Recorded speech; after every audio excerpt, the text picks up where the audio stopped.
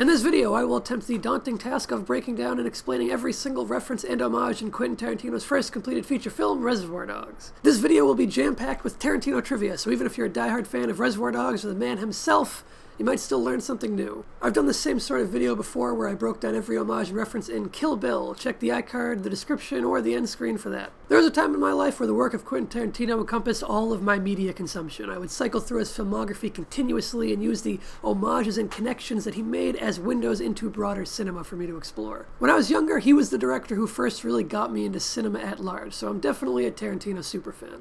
Tarantino almost didn't get to direct Reservoir Dogs since he was a complete newcomer to the industry. Even though the film came out a year later, he had already sold the script for True Romance before making Reservoir Dogs, and Quentin was able to lobby this cachet from his script sale into what would become a defining moment for independent filmmaking. Monte Hellman was one filmmaker who was almost given the project instead of Tarantino. Tony Scott, who of course directed True Romance, first wanted to make Reservoir Dogs after reading and loving both scripts. Scott and Tarantino came to an amicable understanding as to who would direct each script. Anyway, let's get started and let's get the big one out of the way right off the bat. Reservoir Dogs is quite similar in a number of ways to the Hong Kong action flick City on Fire. What Lady Snowblood was to Kill Bill, City on Fire is to Reservoir Dogs. The similarities to this film in particular was the motivation behind the anti-Tarantino website and the Who Do You Think You're Fooling criticism short film from Mike White. Some people say it's straight up rip-off and theft of City on Fire. I don't think so. There are similarities. It's definitely inspired by it and homages it. City on Fire, of course, starred Chow Yun-fat, who Tarantino's a big fan of, even including him on his list of inspiration sources in the Reservoir Dogs screenplay, right on the front page there. Let's look at the other names on this inspiration list. Timothy Carey was in a ton of big movies. He also auditioned for the Joe Cabot role. If I had to single out just one film of his that I think got him on the list, I'd guess it was Stanley Kubrick's The Killing, which was one of the key inspirations for Reservoir Dogs. Also on the list is Lionel White, who wrote the novel Clean Break, which was adapted into Kubrick's The Killing. His novel Obsession also had a hand in Pierrot Le Fou, a French New Wave classic, directed by another name on this inspiration list, Jean-Luc Godard. Godard was a massive inspiration early on in Tarantino's career, and his film Bande Départ was the inspiration for the name of Tarantino's production company, A Band Apart. The title Reservoir Dogs is a malapropism of 1987 French film Au revoir les enfants. Sam Peckinpah's Straw Dogs is thought to have been part of the title reasoning as well. Other directors on this list include Roger Corman, who is not just legendary for his quantity of output, 415 producer credits, my god. But he's also been responsible for launching many careers throughout his often extremely low-budgeted and grindhouse-geared productions. Then there's Andrei Tatoth, a Hungarian filmmaker with a badass eye patch. I'm a big fan of his version of House of Wax, which has this early iconic 3D paddleball scene. Well, there's someone with a bag of popcorn. Close your mouth, it's the bag I'm aiming at, not your tonsils. Here she comes. I mean, come on, how can you not love that? His film Crime Wave is surely his most direct inspiration on Reservoir Dogs. Then there's Jean-Pierre Melville, a French filmmaker with an impeccable filmography of top-notch crime films. Any one of them could be pointed at for inspiration for Reservoir Dogs. Le Cercle Rouge, Bob le Flambeur, Le Deuxième Soufflet, and plenty of others. I mean, La Samurai, Army of Shadows, the guy's got a bunch of classics. And the last name on this list that should definitely look familiar is Lawrence Tierney. He's, of course, in the film playing Joe Cabot. Apparently, working with Tierney didn't live up to Tarantino's hopes, as the two famously did not get along. But he was completely a directorial, school by fire. Even like Harvey Keitel, Quentin, I've made a lot of movies, and I've never dealt with a crazy motherfucker like Lawrence. Tim wouldn't even act with him in the same room. I don't want that fat fuck in the goddamn room when I'm acting. He didn't like my dialogue. He had a hard time remembering it. And it was, it's fucking shit, she's too fucking convoluted. And I grab him by the arm and I go, Lawrence, stay here. And he shoves me. And he's just like, get your fucking hands off me. Get your fucking hands on me, kid. I go, fuck you, you fat fuck, you're fucking fired. Take your fat fucking ass off my fucking set. I, boom, storm off the set this way. Lawrence, boom, storms up the set that way. The crew breaks out into applause. And Tarantino wasn't the only one to butt heads with Tierney either. According to Steve Buscemi, he was difficult to work with for everyone on set, constantly forgetting his lines and being just generally irritable. Tarantino fired him after they came to blows, and Harvey Keitel, the biggest star in the cast at that time, had to cool down the studio to keep Quentin out of trouble, because he could have even been fired for that. Harvey Keitel was pivotal in getting Reservoir Dogs made. He has a producer credit, and his name being attached lent the production credibility, where most everyone else involved was still relatively unknown at the time. The budget had been set at just $30,000 when Tarantino planned on making it on his own, but Keitel getting involved upped the budget to over $1 million. Sometimes saying like 1.2 million, 1.3 million, as high as 1.5 million. At the same time, Tierney got arrested for pulling a gun on a family member, his nephew, Tierney had also gotten into a fistfight with someone else from the film too, not just Tarantino. Can you guess who? Here's a hint. It happened 4 decades earlier. Yep, Eddie Bunker. Supposedly they got into a parking lot brawl back in the 50s. Eddie Bunker was an actual convicted bank robber and was on the FBI's top 10 most wanted list at one point. He also wrote the novel No Beast So Fierce that was adapted into the 1978 film Straight Time, which shares some similarities to Reservoir Dogs. Let's take a look at the rest of the cast. Reservoir Dogs is packed with Tarantino regulars. Sensible, since it was his first chance to start building out his stable of actors. Michael Madsen would return for Kill Bill and The Hateful Eight, and he has a little part in Once Upon a Time in Hollywood, which just came out at the time I'm recording this. Fuck.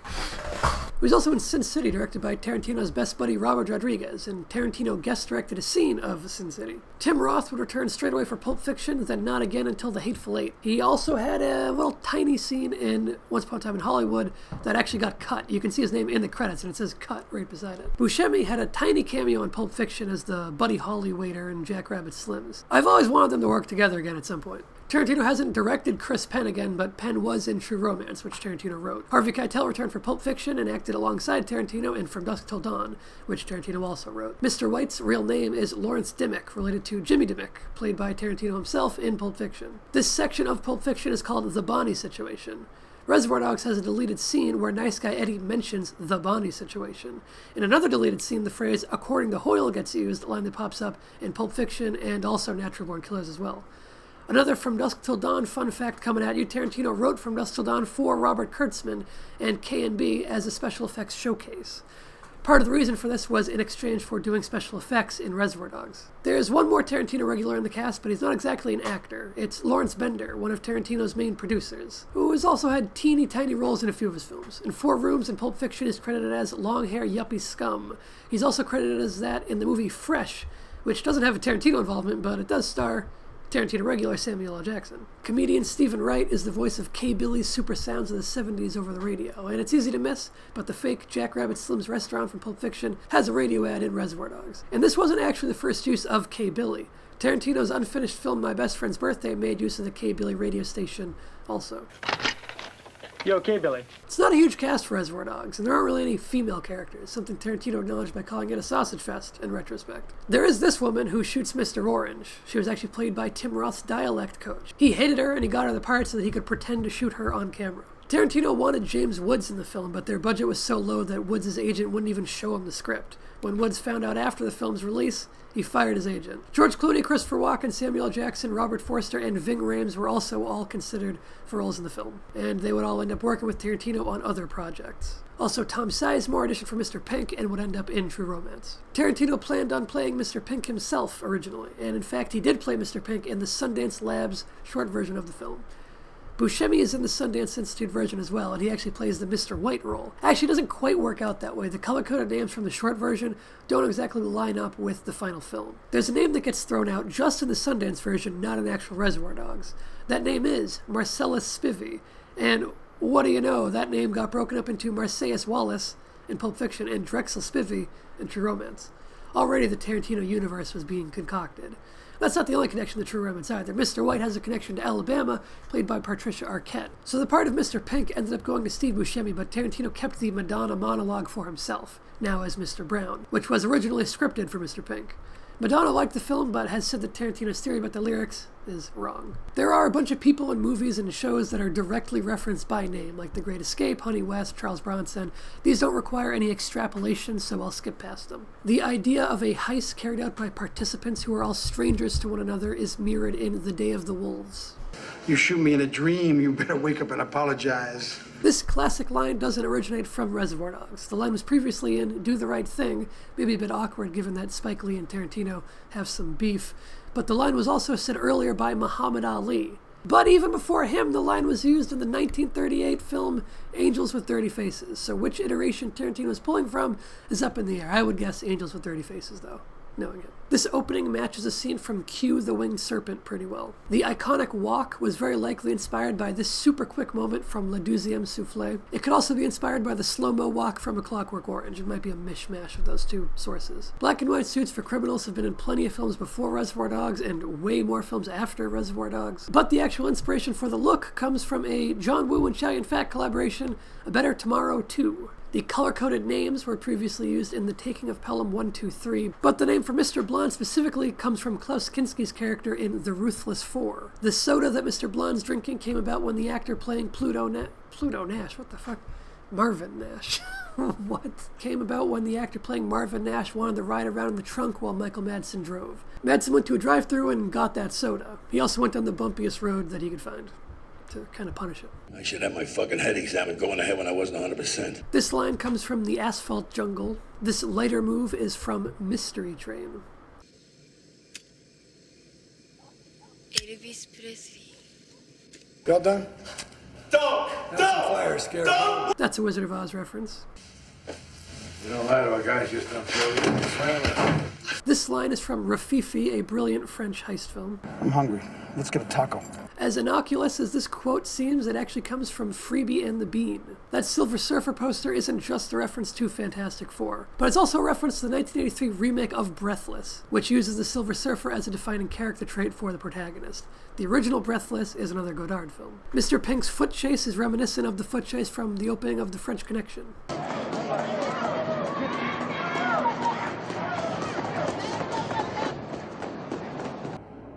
Don't pussy out on me now. They don't know. They don't know shit. You're not gonna get hurt.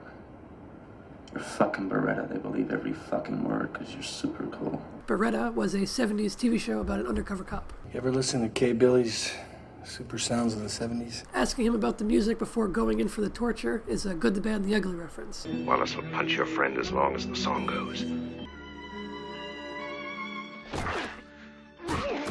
There's already a Django connection way back in Tarantino's first film.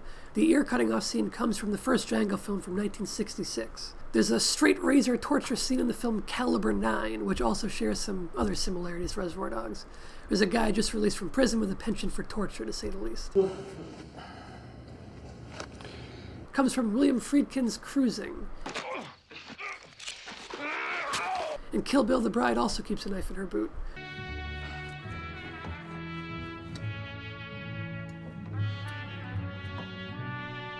The gasoline burn likely comes from the 1982 film Vigilante.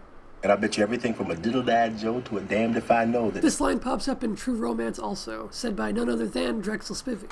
We got everything here from a diddle-eyed Joe to damned if I know. Due to the small budget, a lot of corners had to be cut. Famously, Nice Guy Eddie's tracksuit is Chris Penn's actual personal tracksuit. But less talked about is that this is Michael Madsen's actual car, Harvey Keitel's own personal suit, and Buscemi's own pants.